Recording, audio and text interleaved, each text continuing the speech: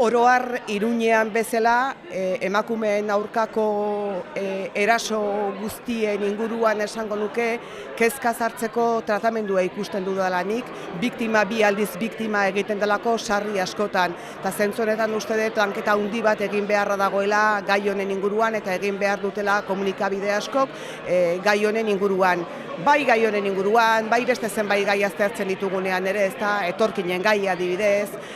ematen diren laguntzen inguruan egiten diren hainbat hausnarketan eri oso grabeak iruditzen zaizkit, baina emakumeen aurkako biolentziaren esparrua aipatzen ari garenez iruditzen zait emakumeak bi aldiz biktima egitea ikaragarria dela eta Iruñeko kasua zentzu horretan esan dezakegu neurri batean paradigmatikoa ere izan dela erabili dituzten aitzakiak, erabili dituzten